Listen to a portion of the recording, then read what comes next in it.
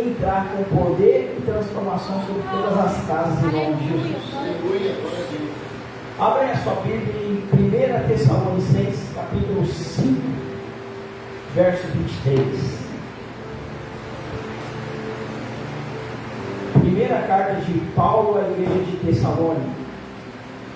1 Tessalonicenses, capítulo de número 5, versículo de número 23.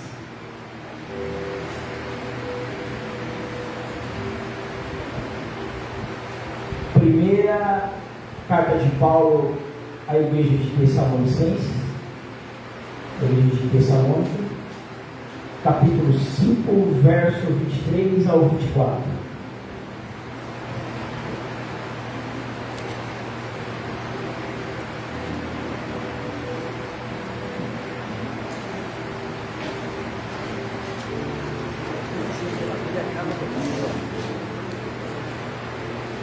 Acompanhe aí comigo. E o mesmo Deus de paz vos santifique em tudo, e todo o vosso espírito, alma e corpo seja plenamente conservados, irrepreensíveis para a vinda do nosso Senhor Jesus Cristo. Fiel é o que vos chama, o qual também o fará. Só tem. Curva a sua cabeça em nome do Senhor Jesus. Querido Espírito Santo de Deus, por mais um momento nós entramos em tua presença em oração e nós pedimos a ti que o Senhor perdoa nossas falhas, nossos erros, nossos pecados, as nossas transgressões, e que nesta noite de hoje o Senhor guarde o meu espírito em ti e o Espírito Santo seja guardado em mim, que eu me torne canal de bênção nesta noite para a tua igreja, que o teu Espírito, o Espírito Santo, conduza esta mensagem, essa pregação no dia de hoje, para que verdadeiramente haja transformação sobre nossas vidas. Então, desde já, eu peço a ti que seja amarrado toda a legião de demônios que tentam tirar a atenção, causando cansaço físico, mental e espiritual, sonolência, desatenção e tudo mais que eles provocam no meio da tua palavra, para fazer com que a mensagem ela não seja produtiva dentro da tua igreja. Mas eu peço a ti neste momento que através desta palavra o Senhor produza avivamento sobre nós. É o que nós te pedimos e desde já te agradecemos em nome de Jesus. Amém? Aplauda mais uma vez o nome do Senhor.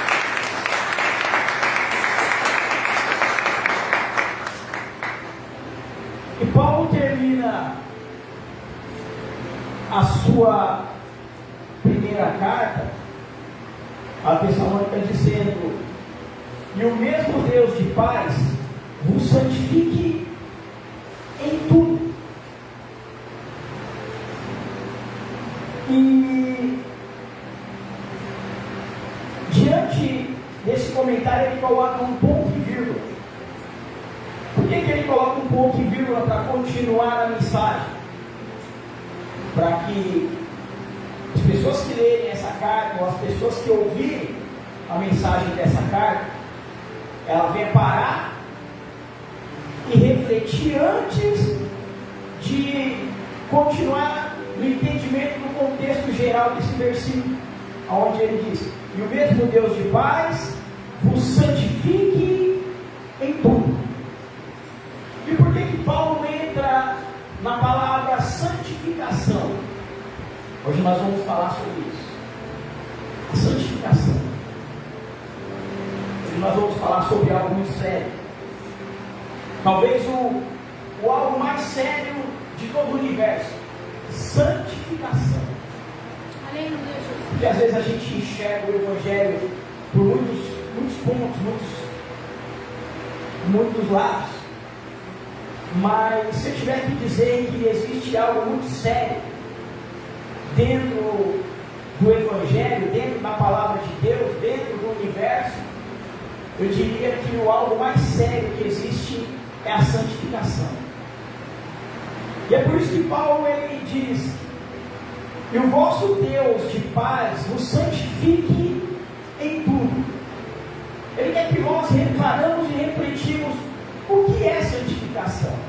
Já parou para analisar o que é a palavra santificação?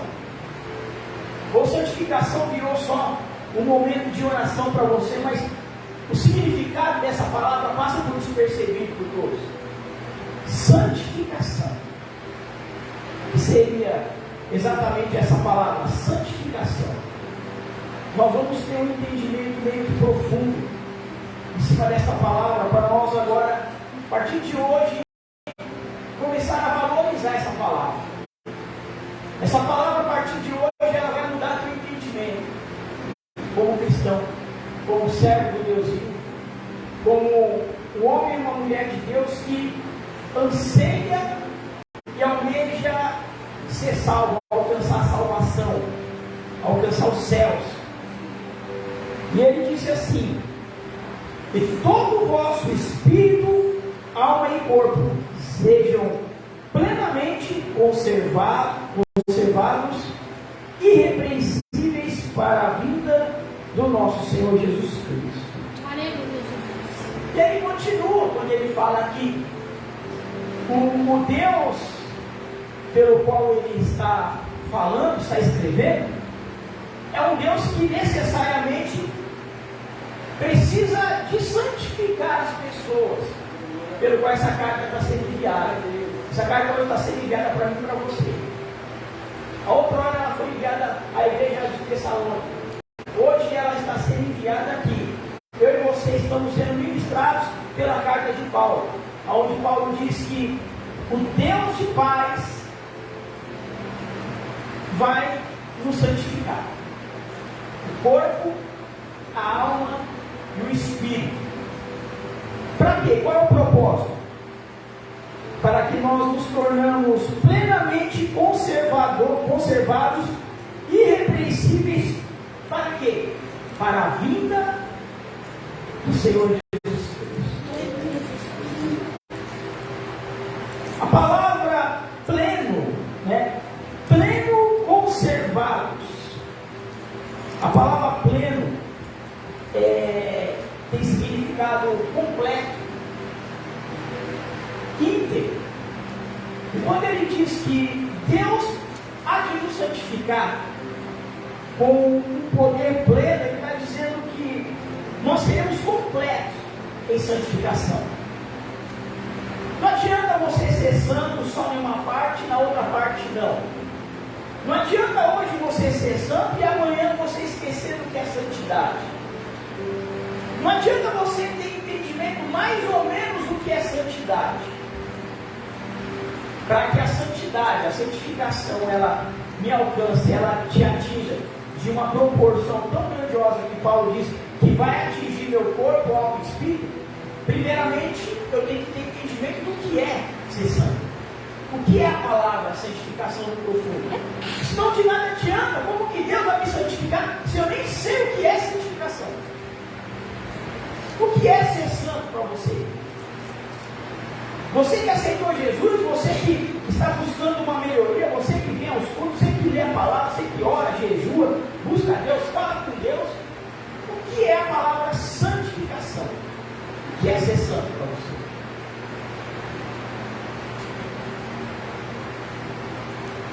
O que é no profundo a palavra ser santo? Porque quando ele diz que nós devemos ser plenamente conservados, o plenamente tem que ser inteiro, tem que ser por completo. Plenamente é por completo. Ser santo por completo. O que é ser santo por completo? Não adianta nós obedecermos 50% da palavra de Deus. Para nós nos tornarmos santos, plenos conservados em santidade, como Paulo diz, é necessário que a palavra seja obedecida a 100%. Porque tudo que transgride uma lei, tudo que transgride um mandamento, tudo que da palavra faz com que nós afastamos do termo santidade. A partir do momento que nós começamos a praticar os mandamentos de Deus, a estar mais vigilante diante dos mandamentos de Deus, nós nos tornamos plenos em santidade, nós nos tornamos completos em santidade, nós nos tornamos inteiro em santidade, e nós não somos santos pela metade. É um desafio tanto, né? Obedecer a palavra por completo. Mas olha o que ele diz: que nós nos tornemos irrepreensíveis. A palavra irrepreensível é aquele que não tem, você não encontra nada para repreender ele. Não existe nada fora do lugar na vida dessa pessoa. É como a vida de Daniel. Pessoas invejaram o cargo de Daniel e invejaram o posicionamento que existia nesse homem dentro da Babilônia, e eles fizeram reuniões e tentaram encontrar falhas e brechas e tentaram encontrar algo de errado na vida daquele homem, mas a Bíblia diz que sobre Daniel havia um Espírito de Deus irrepreensível. Ou seja, tentaram encontrar falha naquele homem. Quem dera se todos nós estivéssemos com esse posicionamento que existia sobre a vida de Daniel.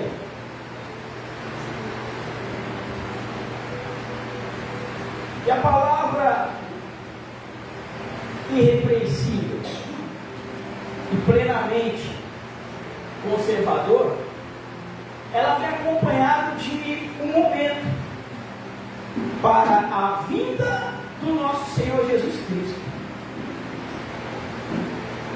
O que seria quando Paulo diz que nós temos que ter este momento de santidade para a vinda do nosso Senhor Jesus Cristo? Ele não está falando exatamente do dia do arrebatamento. Ele está falando se você morrer agora, antes do arrebatamento. Jesus não veio para você? Assim como Jesus, durante aí 3 anos, aí você não viu o quanto de pessoas que já tiveram encontro com Jesus, pela misericórdia de Deus, nós ainda estamos aqui. Quantas pessoas morreram durante esses anos de pandemia? Quantas pessoas morreram nesse período de guerra? Quantas pessoas não morreram nesse período que a natureza decidiu reagir com terremotos, maremotos e tantas outras coisas que aconteceram no decorrer dos anos? E Jesus já voltou para essas vidas. E ele diz: para a vinda de nosso Senhor Jesus Cristo.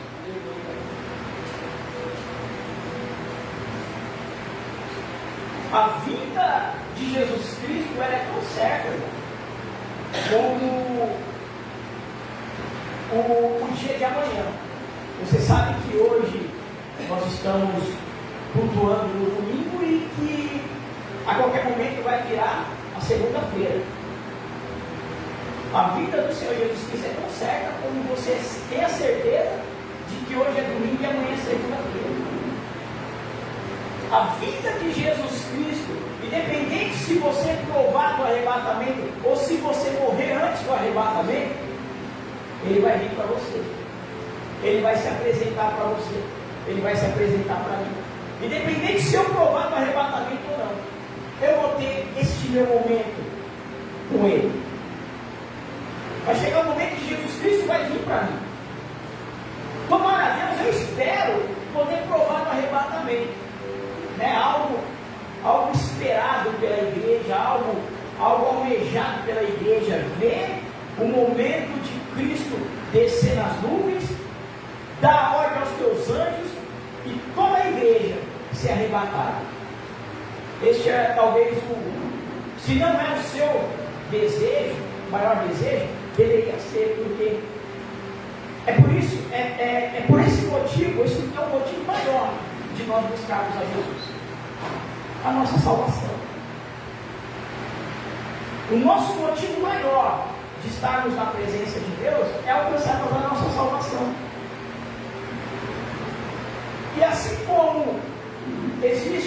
a certeza de que existe em nossos olhos o cair da noite e o raiar do dia, assim também nós temos que ter a certeza de que, independente se você vai ser arrebatado ou não, haverá para você também um dia a vida de Jesus. Haverá para mim também a vida de Jesus. E nós, como cristãos, devemos nos preocupar com isso. Sabe por quê? O tempo está passando e isso é algo certo para mim e para você. O tempo passa para todos. Ninguém para no tempo. O tempo está passando para mim, o tempo está passando para todos vocês. E uma coisa é certa: diante do tempo que vai passando, Jesus Cristo ele vai voltar. Glória a Deus. Aleluia, Jesus. Alguns já avançaram em idades, Jesus Cristo já voltou para eles. Alguns morreram na mão de um criminoso, Jesus Cristo voltou para eles. Alguns morreram no leito de enfermidade, e Jesus já voltou para eles. Pessoas foram abortadas dentro do ventre. Quer saber de uma coisa? Jesus voltou para eles. Para nós, é só questão de tempo. Nós não temos como fugir deste momento. Sabe por quê? Porque Jesus também vai voltar para mim e para você. Independente do tempo que Deus determinou para mim e para você aqui na terra, Jesus Cristo vai voltar.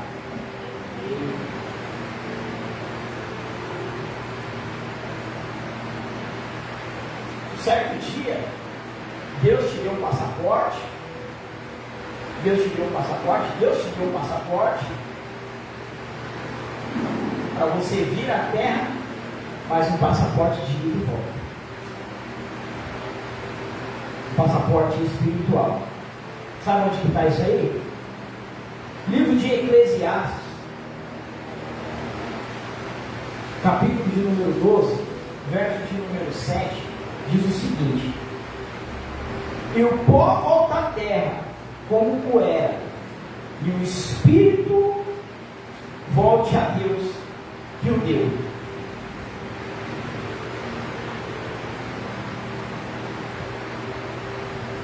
E o pó volte à terra como poeira, e o espírito volte a Deus que o deu.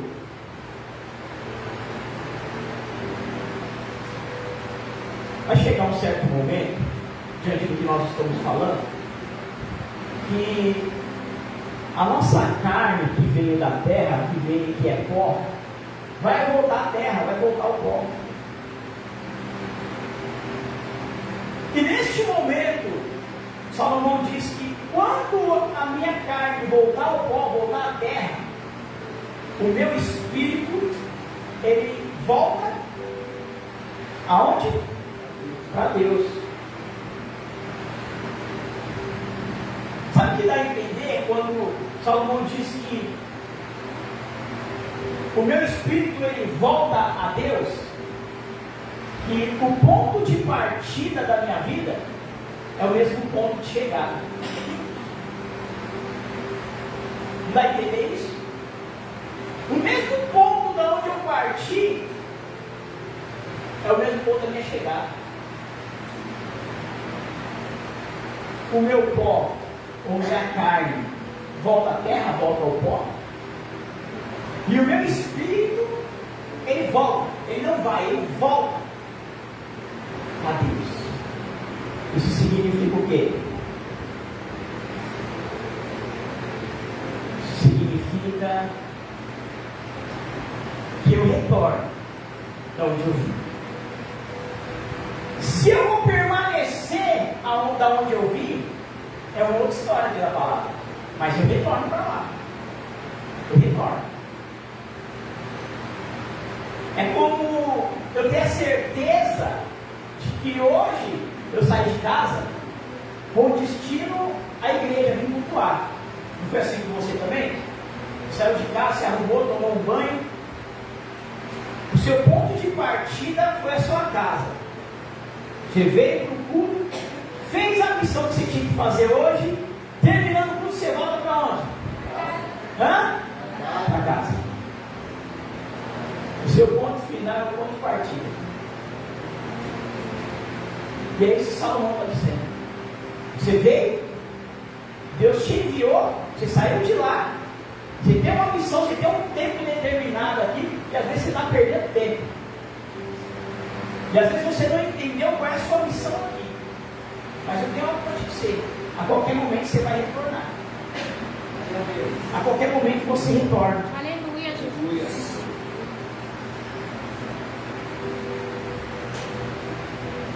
E nós temos que tomar cuidado, sabe por quê? Porque o retorno da minha carne não importa. O problema maior é o retorno do meu espírito, sabe por quê? Porque tem dia certo. O retorno do meu espírito, ele tem dia certo. E se eu encontrar desapercebido, despreparado para esse retorno, que já tem dia marcado por Deus, e eu não estiver preparado como Paulo disse que eu deveria estar, possa ser que o meu passaporte de volta seja bem breve a minha estadia no céu, só até mesmo no momento do julgamento. E ele me lança em algum lugar, pelo qual ele vai determinar, porque eu não entendi o propósito que Paulo escreveu à igreja de Tessalônica.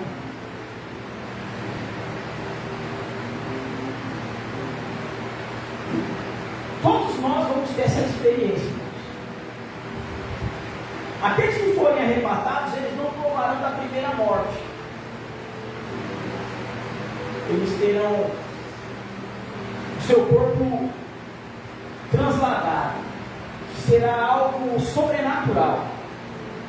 Mas aqueles que morrem antes do arrebatamento, ou aqueles que não foram arrebatados, que vão morrer depois, eles vão provar da primeira morte, pelo qual a Bíblia diz. É a morte carnal. Aqueles que forem julgados e condenados, eles vão provar da segunda morte, que é a morte espiritual. No livro de Mateus, capítulo 22, verso 1 em diante, existe uma mensagem que Jesus ele diz sobre a parábola das bodas, onde ele diz: o reino dos céus é semelhante a um certo rei que celebra as bodas do seu filho, e enviou os servos a chamar os convidados. E os servos de Jesus, os servos do rei, eles vão até os convidados e eles dizem que já está tudo preparado.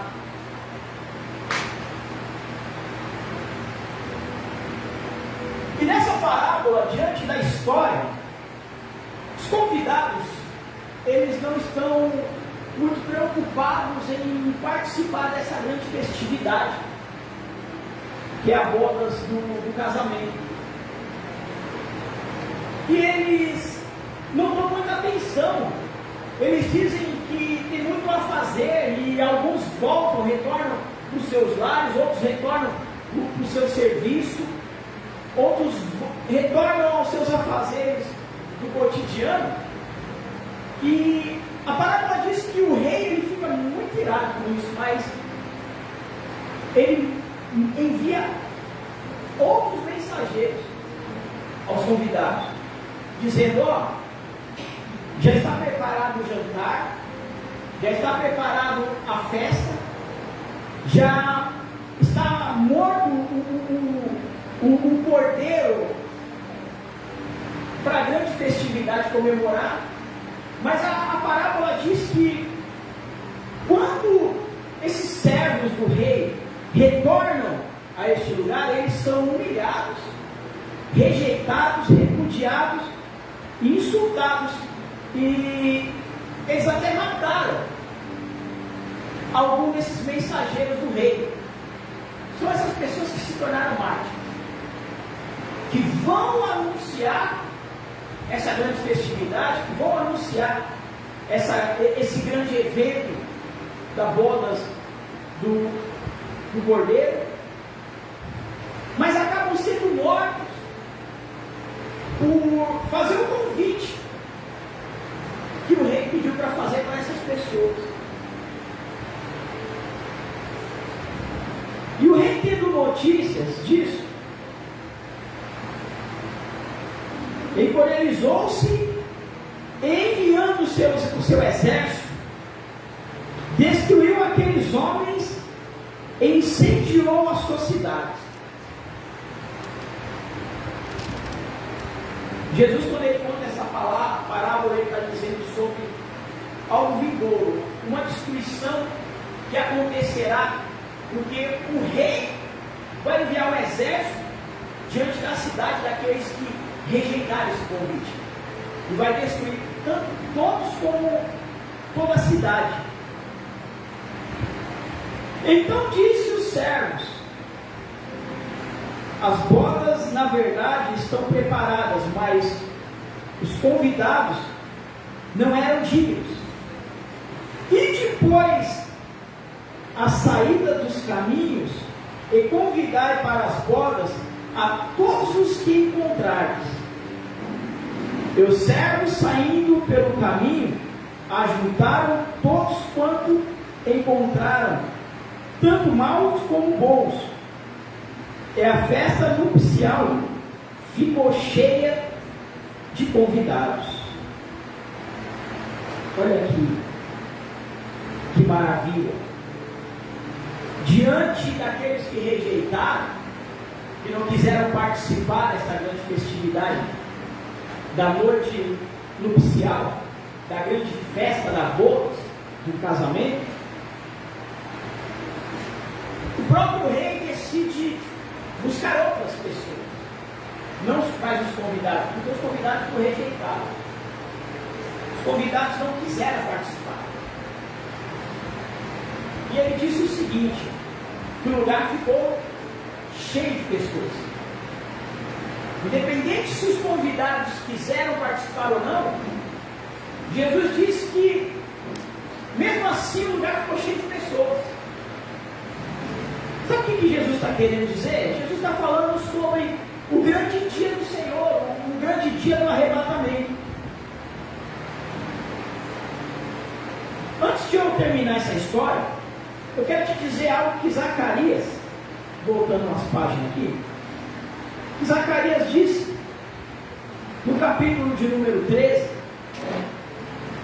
versículo de número 8, onde está escrito assim: e acontecerá em toda a terra, diz o Senhor, que as duas partes delas serão extirpadas e expirarão, mas a terceira parte restará nela. E farei passar essa terceira parte pelo fogo, e a purificarei como se purifica a prata, e a provarei como se prova o ouro. Ela invocará o meu nome, e eu a ouvirei.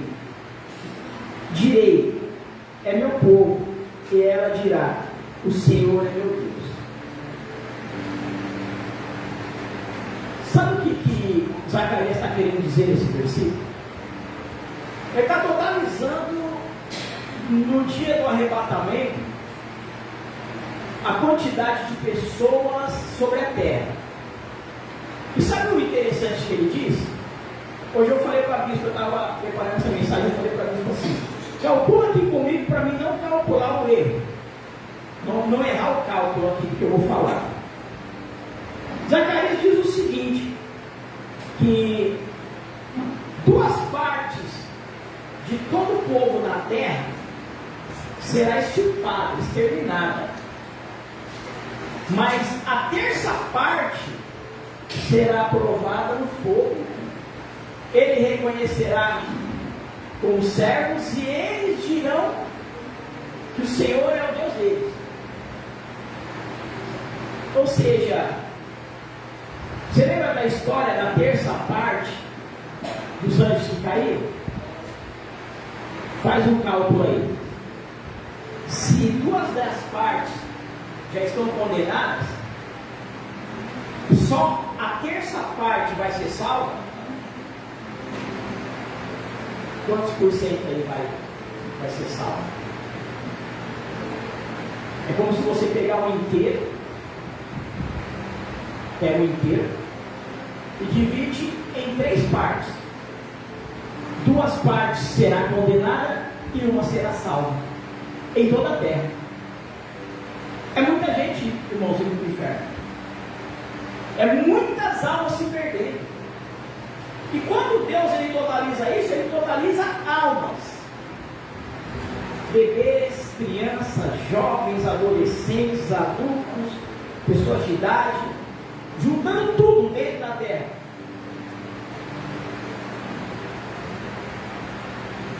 A terça parte será salva. E 2 partes desse mesmo tanto, vai ser condenado. Se você pegar a quantidade de crianças, né? Porque o reino dos céus é das crianças, e você salvar as crianças da terra, quantos por cento sobrou? Faz o cálculo aí. Sobrou só os condenados. Não é isso? Totaliza aí os bebês, as crianças até 12 anos aí. Coloca elas garantindo a salvação. Garantindo a salvação.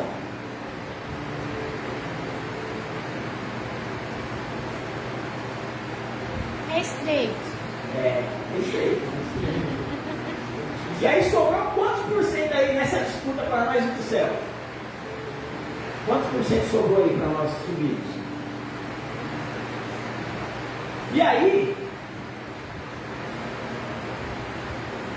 existe um versículo que as pessoas se apegam a ele e as pessoas jogam ele para um lado, jogam ele para o outro, tem que encaixar aqui, tem que encaixar ali para ficar bonitinho. Mas eu quero dar um sentido para esse versículo. Então, aquele versículo, muitos são chamados e poucos são os escolhidos. Gente que prega aqui, né, no altar. A obra é carente, muitos são chamados, poucos são os escolhidos, não é assim? Outros colocam outro tipo de situação. Existe o evangelismo de missões nas ruas, nos outros países. Irmãos, muitos são chamados, poucos são os escolhidos. Não é isso que Jesus está dizendo diante desse relato. Eu quero dar o verdadeiro sentido para essa palavra. Muitos são chamados, mas poucos são os escolhidos. Voltando no livro de Mateus 22, verso 11, olha o que está escrito aqui. Ó. Verso 11.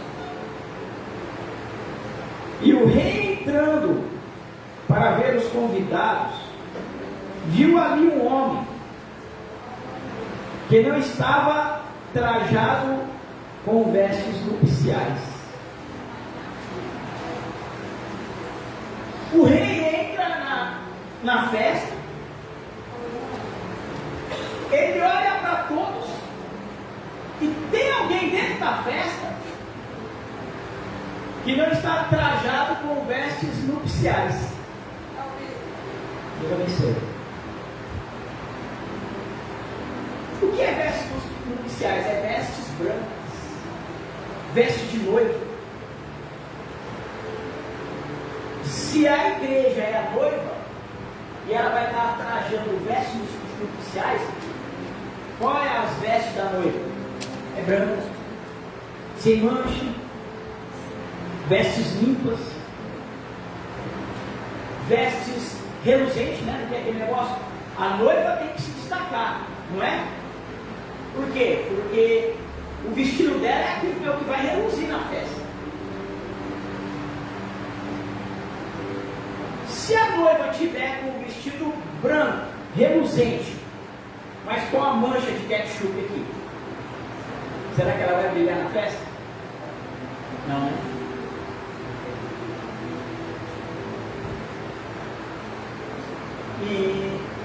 quando o rei entra nessa festa, ele percebe que alguém já não está com as vestes.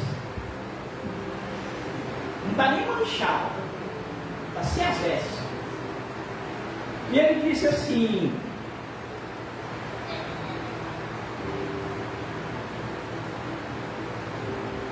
ele disse, amigo, como entrastes aqui não tendo vestes nupcial? Isso foi uma pergunta do rei para essa pessoa que não estava com as vestes de noiva. E ele emudeceu.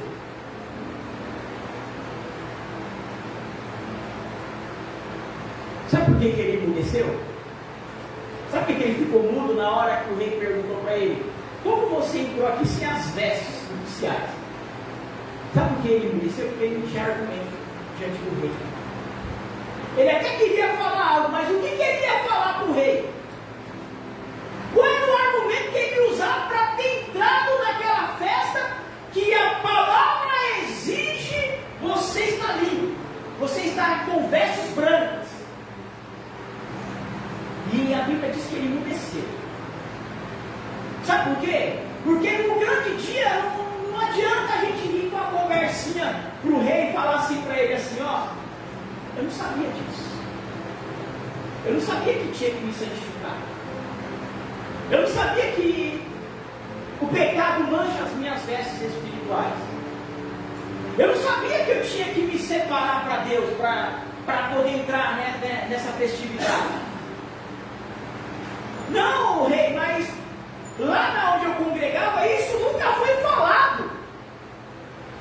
Foi por isso que eu não me limpei, que eu não me santifiquei. Foi por esse momento, por esse motivo, que eu nunca me atentei a isso. Não vai adiantar qualquer argumento que você tentar colocar diante do rei. Por não se santificar, por não se separar, por não vigiar a língua, por não vigiar o coração, por não vigiar a mente. Todos seremos condenados se não haver santificação na nossa vida. Todos. Ah, mas eu sou pastor. Todos. Ah, mas eu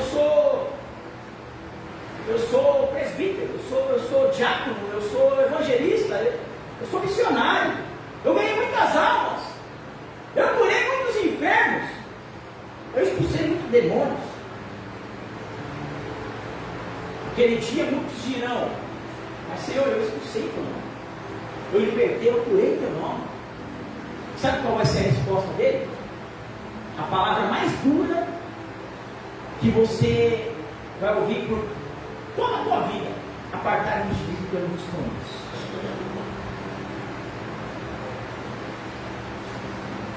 Apartai-vos de mim, porque eu não vos conheço. Vai ser a palavra. Se você acha que por fulano te chamar de bobo, de besta, de chato, foi a palavra mais dura que você já ouviu, você não tem amadurecimento para saber lidar com as afrontas, com as palavras. Porque fulano nem falou bom dia para você, já se desviou, já ficou de mau humor.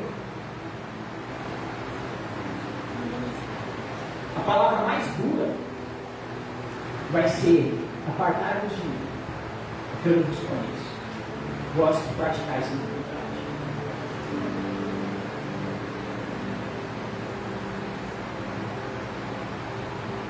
Disse então o rei aos servos: amarre o pé e as mãos, levai-o e lançai-o nas trevas exteriores, ali haverá pranto e ranger de dente.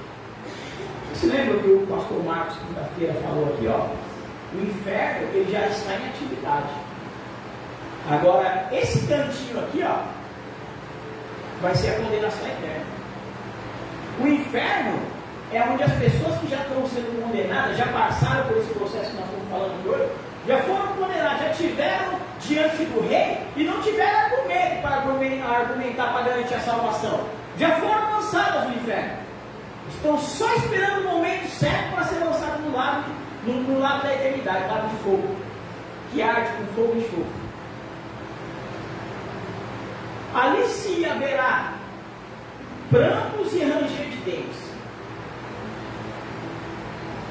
E aí sabe o que o verso 14 diz, para finalizar? Porque muitos são chamados, mas poucos.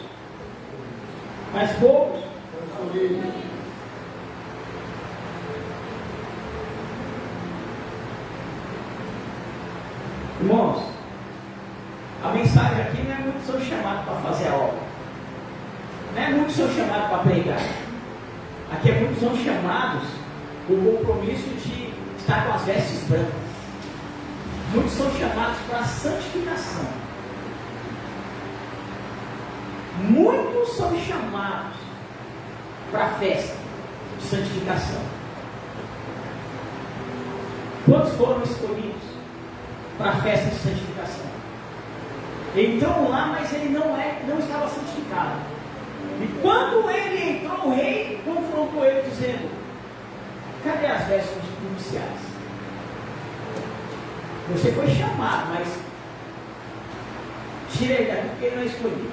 Ele não está com as vestes nupciais. Ele não agiu de santidade. Ele não teve compromisso em manter a sua santidade.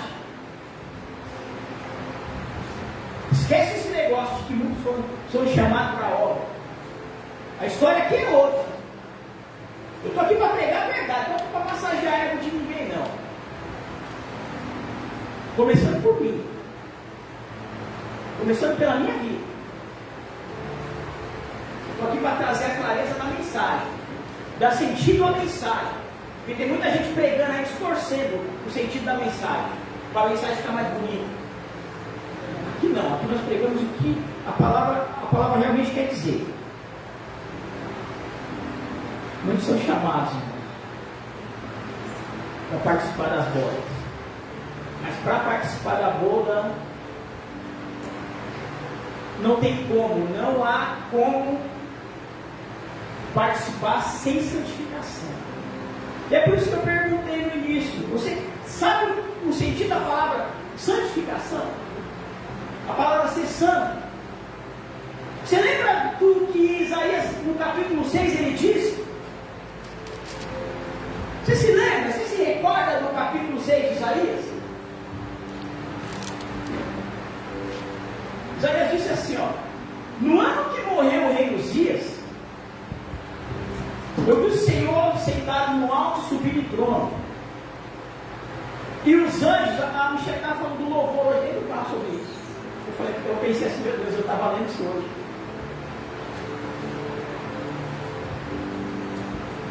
E o Senhor estava sentado no alto subido trono, e os anjos estavam ao seu redor, gritavam, diziam um para os outros. Diziam o quê?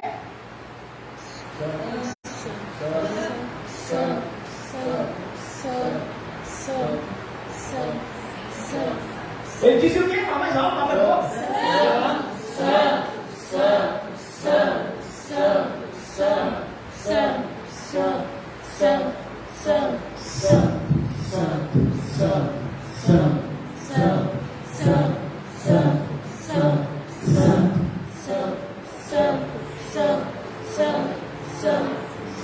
És o Senhor dos exércitos. Glória a Deus. Aleluia, Jesus. Isaías não diz que os anjos olharam para Isaías e disse: Isaías, Deus é santo, santo. Não. Isaías relata assim: e um olhava para o outro, um anjo olhando para o outro e dizendo: santo. E o outro respondia: santo. E o outro respondia: santo, santo, ele é santo, ele é santo. Olha para o irmão que está do teu lado e começa a fazer esse processo que os anjos fez. Diz para ele, diz para ela que o Senhor é santo. Diz, ele é santo. Santo, santo é o Senhor. Jesus é santo, Deus é santo, Espírito Santo é santo. Ei, ele é santo, ele é santo, ele é santo. Aponta o dedo do teu irmão para que o irmão faça ele é santo, ele é santo, ele é santo.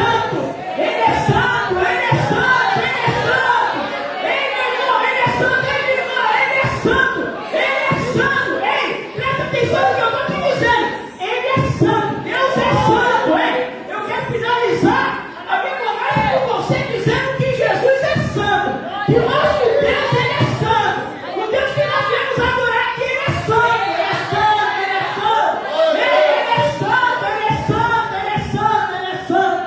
Aleluia. Glória a Deus. Aleluia. Glória a Deus. Essa foi a presença da visão dos anjos. Essa foi a presença da visão dos anjos. Glória a Deus, aleluia, Senhor. Isaías.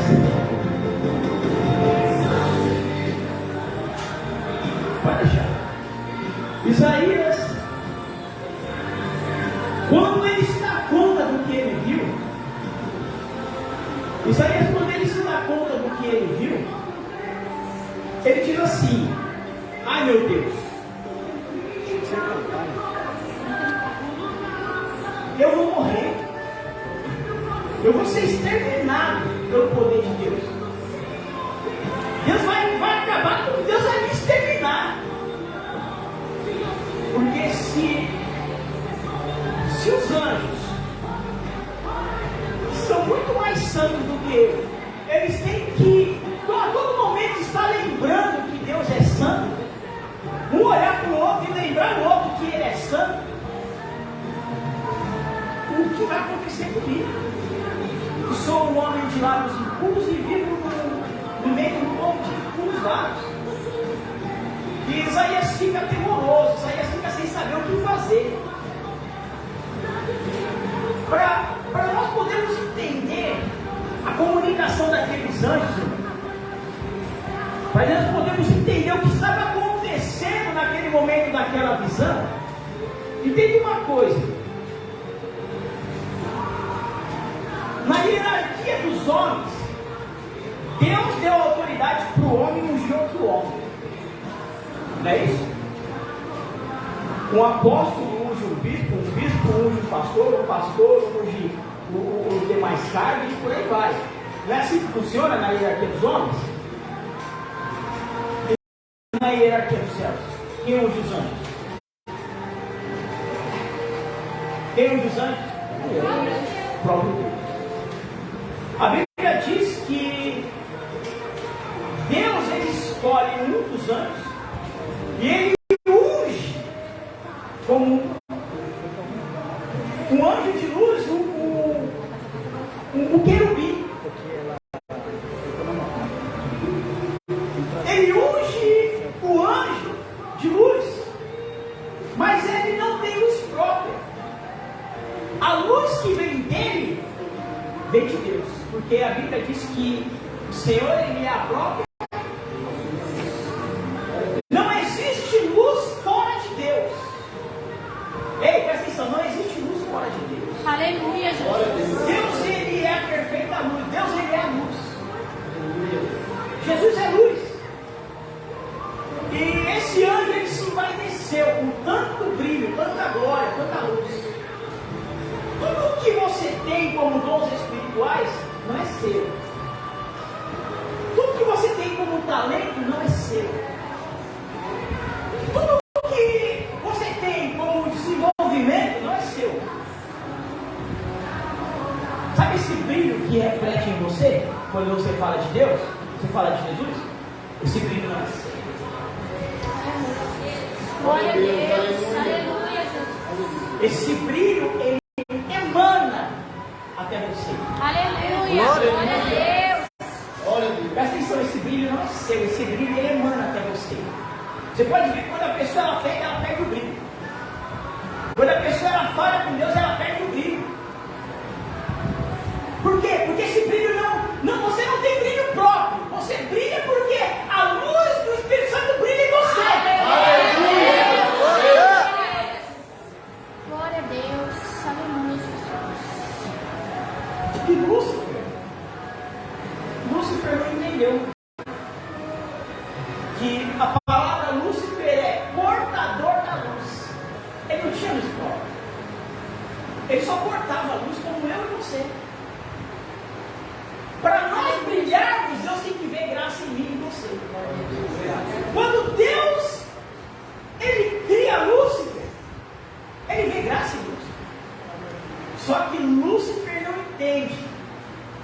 ou ele esquece desse detalhe que Isaías viu.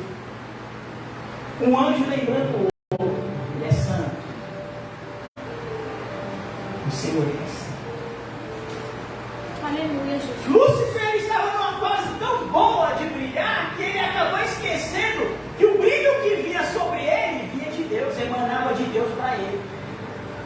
E ele esqueceu desse detalhe, que ele é santo. Que ainda que os anjos são santificados, ele é santo. Ainda que você vai ser santificado, como Paulo diz à igreja de Tessalônica, ainda que você seja santo, ele é santo. Ainda que Deus transforme o teu caráter, ele é santo. Aleluia, Jesus. Ainda que Deus faça algo poderoso na tua vida ministerial, a ponto de você ser usado poderosamente, não se esqueça que ele é santo. Glória a Deus. Aleluia. Ainda que Deus te prospere financeiramente, não se esqueça que ele é santo.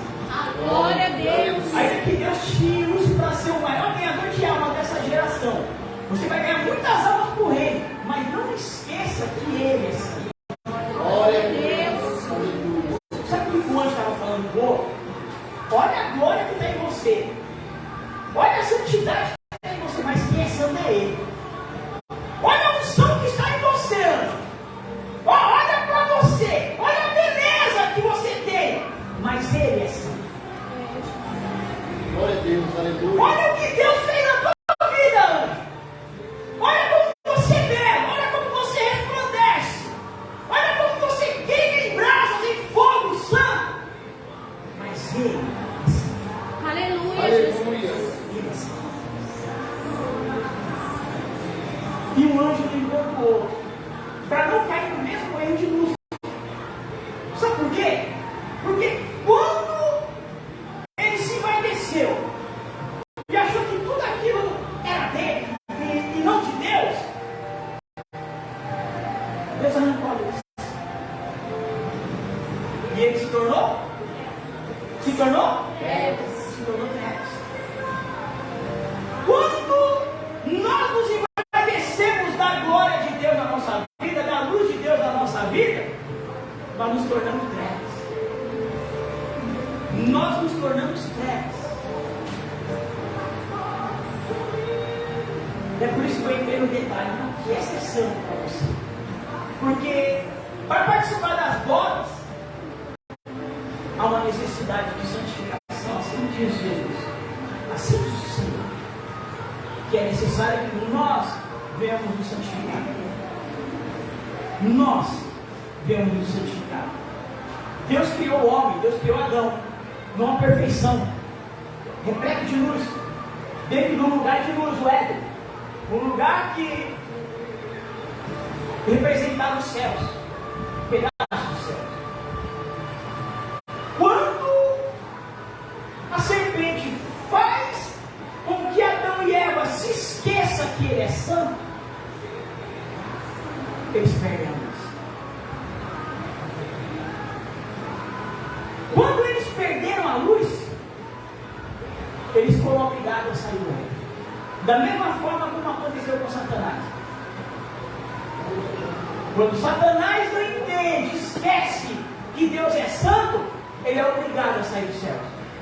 Quando Adão e Eva esquecem, ou não entendem, ou não se lembram o que é a palavra santo, ele é expulso do Éden. Quando Jesus desce à terra e entra no propósito de salvação, o maior problema para Jesus não era as chicotadas, os açoites, não era os pregos cravados em suas mãos, não era a coroa de espinho, não era os açoites nas costas, com fungos e ossos pontudos, descolando a sua pele da sua carne. Não era a cruz, não era a lança perfurando o seu corpo. O maior medo de Jesus não era o processo que ele tinha que passar na mão dos homens, era o processo que ele ia viver entre ele e Deus. Quando ele vai orar, ele diz assim: Pai, se possível, afasta de mim esse cálice. Quando ele passa todo o processo na mão dos homens, a Bíblia diz que ele vai como uma ovelha calada, uma ovelha muda. Ele não chora, ele não dá um pio, ele não geme, ele simplesmente se cala. Ele suporta tudo aquilo. Toda tortura é suportável por amor a você, por amor a mim. Tudo que ele viveu ali é suportável por amor. Mas a Bíblia diz que quando ele é pregado na cruz, que ele começa a absorver o meu pecado, que começa a viver o processo do seu pecado na cruz, que ele está vivendo aquilo que você fez como pecado, que ele está sentindo o teu pecado indo até a cruz, que ele está sentindo o meu pecado indo até a cruz. Sabe aqueles pecados que você tem? Aqueles pecados que você ainda comete? Aqueles pecados que você já cometeu? Tudo aquilo sendo lançado na cruz. Todos os pecados da humanidade sendo lançados na cruz. A Bíblia diz que Jesus, ele olha para os céus e diz assim: Senhor meu, por que me desamparaste? Sabe o que aconteceu naquele momento? Ele foi desamparado. O maior medo de Jesus não eram as ações. O maior medo de Jesus era ser desamparado pela glória, pela santificação, pela santidade. E se sentir afastado do Pai. E se sentir longe de Deus. E se sentir abandonado de Deus. Tudo isso por causa do pecado que ele cometeu. E naquele momento sim, ele entrou em desespero. Porque tudo que ele não queria viver era um momento sequer de ausência do Pai. Era viver sem a presença do Pai.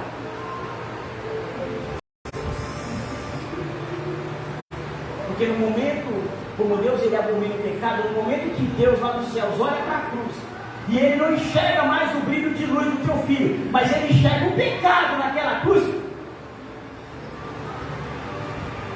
ele vira a sua face do seu filho. Porque Deus, ele abomina o pecado.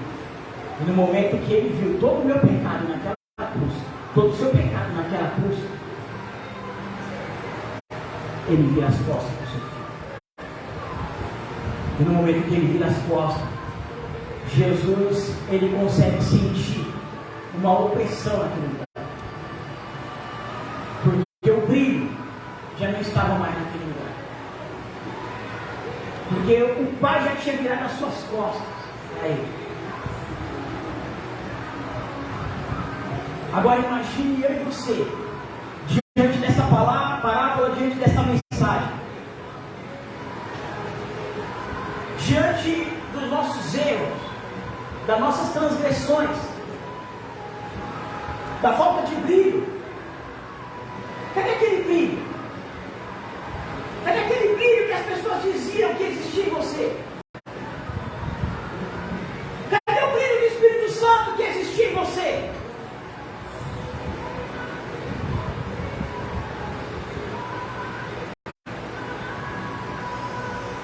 Cadê aquele brilho?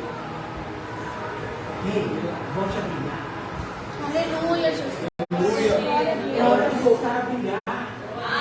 Glória a Deus. É hora de usar as vestes de núpcia. Porque é chegada a hora do convite.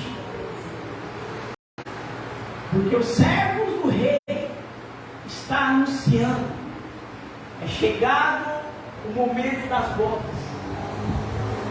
É momento da noite nupcial. É momento de festa. Aleluia, Jesus. Se prepare. Vista suas vestes nupciais. Que ela esteja branca. Não vamos tentar entrar de qualquer jeito, com qualquer roupa. Porque o rei, ele vai fazer parte desta festa.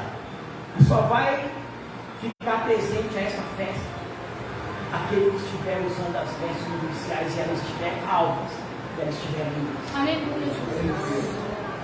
Glória a Deus. Feche seus olhos.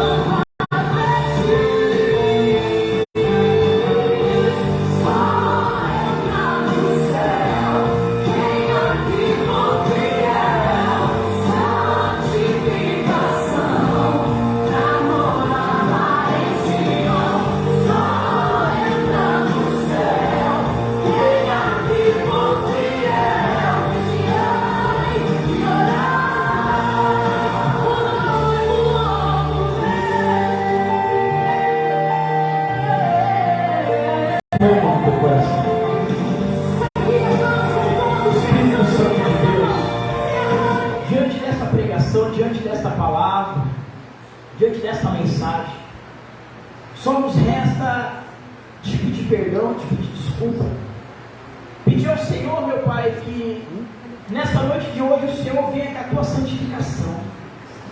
Verdadeiramente não temos entendimento, não temos noção do que é ser santo, mas diante desta palavra nós tivemos um pouco mais de discernimento daquilo pelo qual o Senhor tem para nossas vidas, como noiva do Cordeiro, como a noiva de Jesus Cristo. Nós queremos lançar na cruz do Calvário, por mais uma vez, os nossos pecados cotidianos, nossos pecados diários.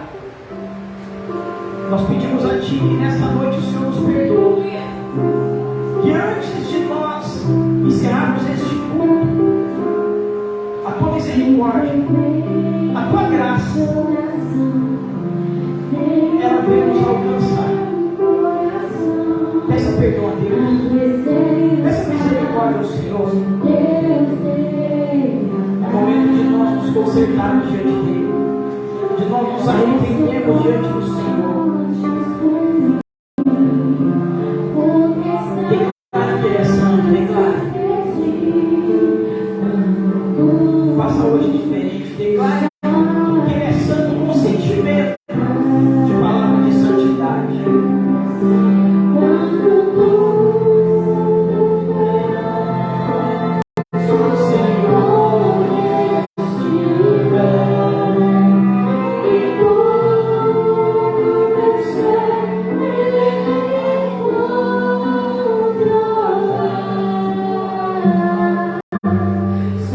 E por ser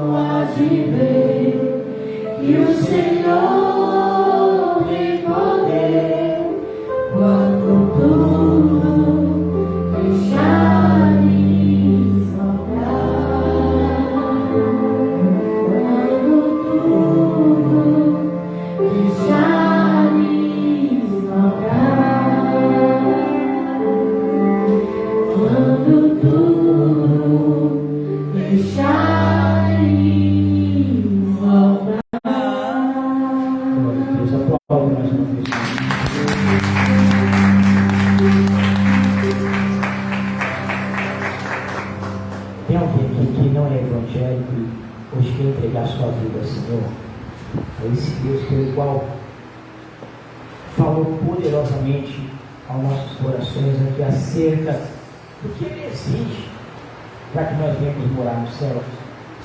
Tem alguém que quer aceitar Jesus aqui neste lugar? Tem alguém que estava afastado e quer retornar aos caminhos do Evangelho? Se reconciliar com o Senhor? Tem alguém que está sem ministério e quer se unir com a igreja Vivalista da Glória de Deus? Tem alguém nessas três condições para vir aqui na frente para nós orar pela tua vida em nome de Jesus? Tem alguém? Amém? Glória a Deus. Eu quero agradecer a minha oportunidade por estar trazendo essa palavra, por estar fazendo esse apelo, enfim, por estar podendo falar do amor de Jesus Cristo. Mais um dia.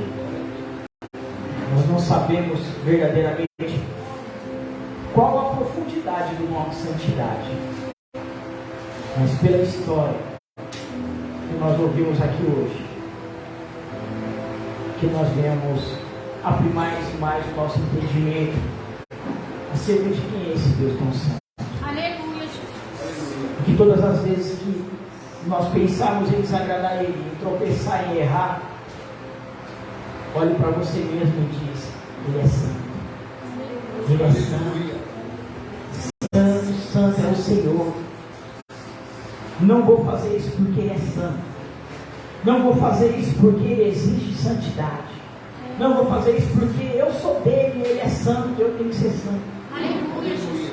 Todas as vezes que nós somos tentados a fazer algo que nos afasta da santidade de Deus, nos coloca em compromisso a nossa noite de núpcias, como noiva do Cordeiro, declare para você mesmo: não vou fazer porque Ele é santo. E eu preciso ser santo como Ele é. E eu vou atingir em nome de Jesus o grau máximo de santidade que o homem pode atingir aqui na terra. Porque eu serei santo como o Senhor é santo. Amém? Glória a Deus. Aleluia. Tem algum recado? Tem um recado? Isso, tem os cultos. Terça-feira, culto de oração e ensinamento. 1 hora de oração, 1 hora de ensinamento. Quinta-feira nós estamos na campanha de libertação. Esteja aqui. Deus tem falado poderosamente. Quinta-feira agora aqui, Acho que é a pastora Luana. Pastora Luana lá da Vila Carioca vai estar trazendo a palavra aqui de libertação aos nossos corações. Esteja aqui.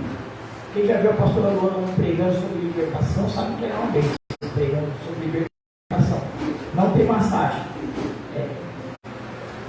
é o evangelho pregado. Então esteja aqui em nome de Jesus. Quinta-feira, Deus vai fazer uma grande obra e no final da palavra nós vamos estar fazendo oração. E você não vai sair daqui sem a oração na quinta-feira. Em nome de Jesus. E no domingo você vai se colocar de pé, já faça isso. Vai treinamento, se coloque de pé que nós vamos orar para ir embora. Em nome de Jesus. Aleluia. Irmãos, dia 24, 25 e 26, nós temos um culto de desbravadores. Vai ser lá em São Roque, na chácara. 3 dias na chácara, só os homens. Glória a Deus.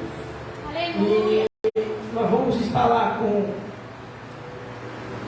café da manhã, almoço e janta. E café da tarde, não? Se não tiver, nós levamos umas bolachas na bolsa para comer e tomar o café da tarde. E sábado agora tem um culto de gratidão da missionária Jô. A Jô tem vários testemunhos para contar. Glória a Deus. Né? E ela falou assim: eu quero fazer um culto de agradecimento ao Senhor por tudo aquilo que Ele tem feito. Então, foi cedido o espaço do sábado aqui na igreja para esse culto, para ela poder agradecer, dar os testemunhos. E esteja aqui em nome de Jesus. Esteja aqui, vai ser uma bênção. Que horas é? Para orar? 7h30, 7 horas? 6h30. Esteja aqui em nome de Jesus. Amém?